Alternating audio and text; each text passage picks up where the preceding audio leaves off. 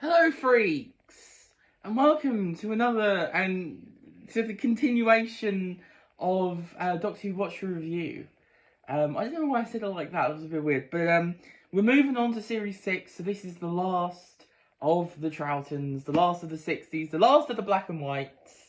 And I mean, obviously, we're going to cover like Galaxy 4 and Abominable Snowman and what else. It sounded like you said a Womble snowman. Oh, okay. Yeah, we're gonna cover. We're gonna cover. That was Bernard Cribbin's first story. It was, yeah. So then, Series 6 in all its glory and its individual DVDs, and we are of course starting with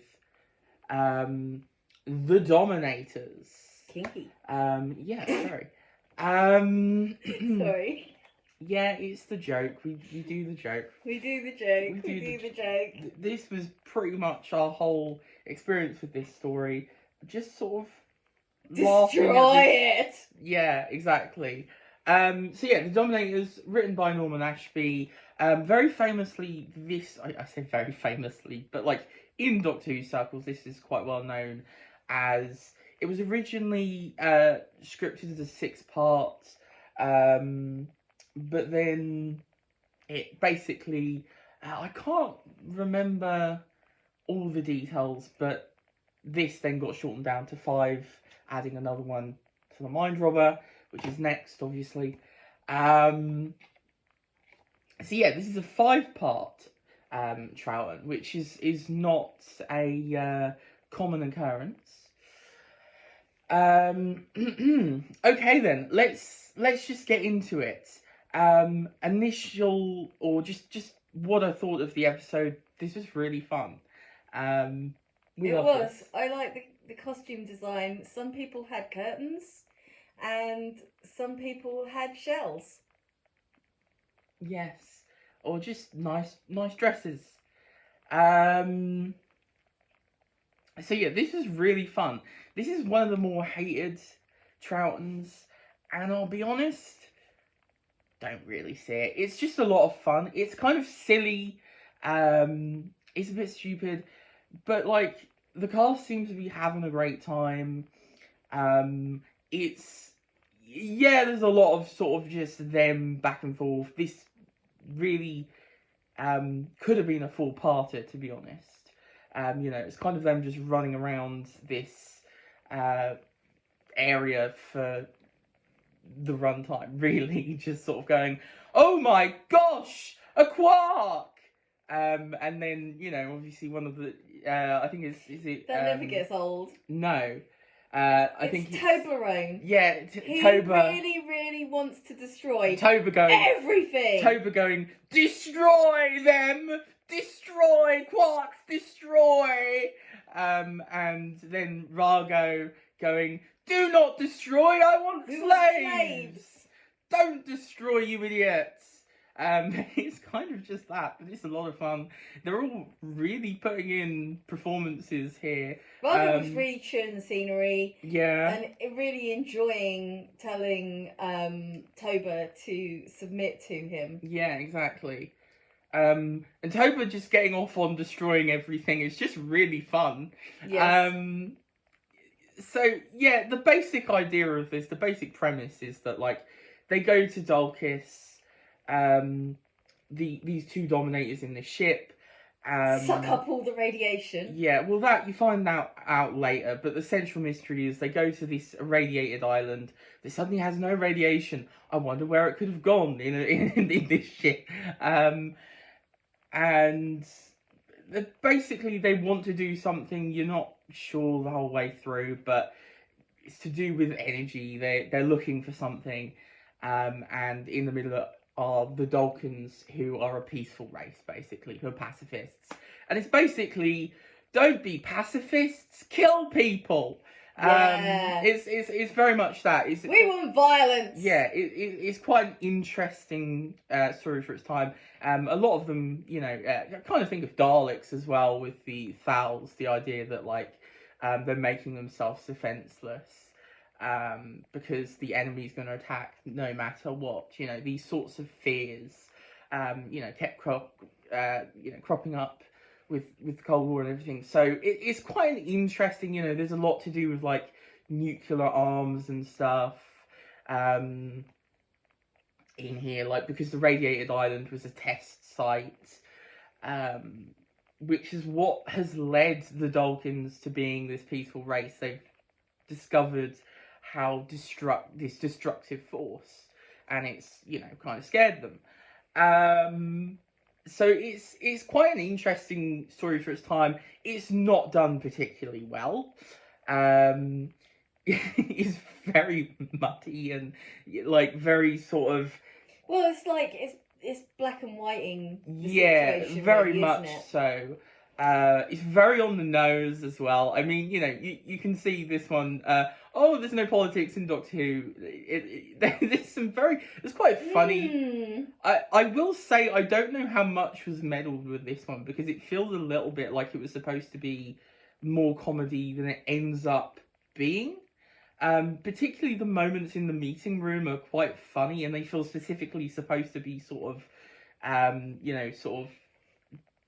they've got that wit to them, like the whole thing of when Rago bursts in and they're like, "You didn't book a meeting," and he's obviously there to sort of frighten them, and they're just like, "But you didn't book a meeting. We're in the middle of a meeting, for God's sake." Yeah. It's very much like that. Our diary is really full at the moment. Yeah, Can you come back and invade us next week? Exactly. The whole thing with these like higher up Dalkins and being like, you've got this whole thing of like what we see is fact, we don't question it, and stuff like that. There's some really sort of funny, weird stuff. So I feel like possibly there might have been some meddling somewhere. It's also quite funny because you've also got the Quarks, and they're built up, and it is said that they were supposed to sort of be the new Daleks kind of thing. They are just dreadful. They're pitiful. Their voices are horrendous for a start. They're quite cute, to be honest. They're really cute. They're really cute. They've got really spiky heads, so it's kind of like they're trying to be punks. Yeah. And they do a lot of this. They do a lot of this. I was saying, did they think, the kids at school, because obviously you got the famous, exterminate. Do they think the kids at school were like, oh yeah, you've got a Dalek, well I'm a Quark, just like doing that in school, that Absolutely. That's the new craze. But yeah. Also, when they get exploded, because there's a few that blow up, of course, they leave their little feet behind. It's so cute. So I mean, obviously, I can see the problems with it, but I do think other stories just have fun with it. Boring, whereas this is just a lot of fun. It's very, very silly. There's also some great, slapstick, funny moments with the Doctor and Jamie. Zoe's pretty good in this as well, headstrong. I love Zoe, so you gotta love her. She's brilliant, yeah. You've also got... I love her going about the outfit that they make her wear. It's like really impractical. I'm like, yes, it is, Zoe. It really is. It truly is. It's like a swimming costume with a veil on it. Weird. And then I quite like Jamie, and I forget his name, but he teams up with Cully. That's it, Cully. I enjoy Cully. He was really chewing the scenery as well. The yeah, way Cully he delivered, was brilliant. The way Cully he delivered was some of his really lines. enjoying himself. Yeah. He was really enjoying himself. Oh, an open mind. Well, they won't listen to you like me then. It was great. He was just having a great time there.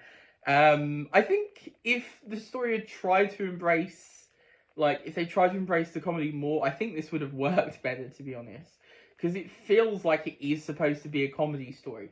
But then they kind of insert more sort of supposedly scarier moments and, character moments of, you have the two dominators who are constantly bickering, which is great. It's really fun. But then it's like, oh, well, maybe one of them is going to take the other out kind of thing, or something like that. And not on a date. Yeah, no, exactly. I loved it as we were watching. I think I turned to you and I said, "This is just us watching the breakup of a relationship at this point." You know, it was a very one-sided relationship, to be It fair. was basically. It was just one of them Rago going, was I way just out want of to line. destroy everything. Yeah. And Rago got all the slaves, and it's just like he's out of line. It's very one-sided. He wouldn't ever let Toba just destroy things. Exactly. Every time he destroyed anything, he got angry with him. I mean, you know, that's just never going to work. Exactly. So yeah, it's just very silly, and I enjoyed my time with it. I thought it was quite fast paced, as well. You know, It was. It whizzed past, didn't it? Mm. And as usual, I mean, the main cast are great. You know, the main cast are really fun. They work together. They, you know, the chemistry between them. It's great. It does the usual thing where it's like you've got more than one companion where they immediately just split them off, with the Doctor and Jamie being together, and then Zoe sort of just weirdly just meeting different people and sort of hanging with them for a bit and then going somewhere else. Trying to start a rebellion as well. I always like that. Let's start a rebellion. Because she starts out with Cully, and then Cully joins Jamie, and then she's with the prisoners, and then she's with the Doctor, and then she's just sort of around. You know, so it's quite funny. But yeah, it works. I think, to be honest, it works. Zoe has an inquiring mind. She's great. Yeah, I think the problem with Victoria is she just was never particularly fun to watch in terms of, you know, it was usually just her being sort of scared of something and with someone else, trapped with someone else. Zoe has like a basis of like knowledge about things. Yeah. And if she doesn't understand something, she asks questions about it, and it's like, it's really cool. It's like, you know. Well, it's like, you know, you feel like she sort of... It's like Barbara can talk with the Doctor. Like, she doesn't understand everything. Like, there's moments where, like, she's slower on the uptake than the Doctor, obviously, because, you know, he knows everything. He's the Doctor, blah, blah, blah. But it's like, you know, Zoe will have the moment like Barbara's like, oh, I see, you know, it's quite fun. You know, she's sort of like, oh, yes, but Doctor, what about this? And it's like, ah, but Zoe, you know, you got that sort of thing. And it's quite exactly. Fun. She, you know, she's got some, you know. And I think it evens it out as well, because I think the problem with Victoria is you already had Jamie sort of being the one that didn't understand whatever was going on in any situation, which is great. But the problem is when you've got Victoria as well, particularly because of the era he came from as well. Yeah. So like a lot of technology not around. Yeah, exactly. Which is really fun, and obviously they play off each other really well. But then with Zoe, it balances it out a bit more, because then Zoe's like, oh, for God's sake, Jamie, you know. But she's a bit more like, because like obviously Barbara was a bit like that, because obviously her being a teacher, she had an idea of a lot of things. Yeah. You know, she wasn't like, you know, just a damsel in distress or anything like that. And the ones where she was a damsel in distress were like my least favourites. Well, I liked her as well because, you know, she does sort of take the motherly role, but not in a sort of, you know, she was good at sort of, you know, with... Sorry, I'm just bringing back Barbara just because I miss her. But yeah, I just had a good time with this. I thought this was fun. I think we rate these, but I don't know. Like, probably a 4 out of 5 for fun level sake. You know, take off the 5 for the fact that there are problems here, you know, but it's fun, and that's what Doctor Who should be. How much we enjoy things. Yeah, that's what Doctor Who should be. It should be fun, and this one particularly is. And I must admit, I just have a good time when it comes to this one. I think there's some iconic moments in here. The villains are really fun, and quite memorable, to be honest, as sort of definitely humanoid based villains go. So there you go. That's the Dominators. I really enjoyed it. What are you gonna rank it? Sorry, I nearly just completely skipped I past. think I just kind of agreed with you, to be honest. Yeah. Which was like, yeah, because I really enjoyed it. It just clipped along at a fast pace. It was really enjoyable, very daft. You know, We in laughed a places lot we and did made a laugh lot an of awful jokes. lot. Yeah, A lot of rude jokes as well, but it was good fun. yeah. Um. So yeah, it's one of those ones where you can just watch it. It's just great fun. Yeah, I'd watch it with people, to be honest. It definitely. It's more fun with someone. Yeah, that gets your sort of humour as well. You know? Yeah.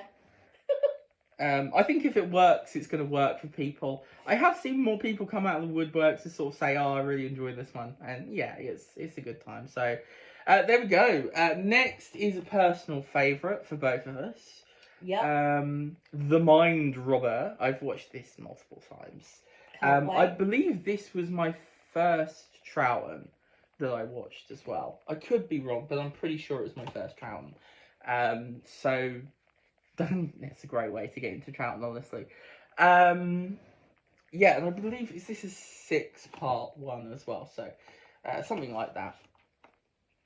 All right then. Obviously, leave comments what you think of the Dominators down below. Thumbs up, click the bell. Yeah, all that sort of good stuff, and we shall. Well, also subscribe.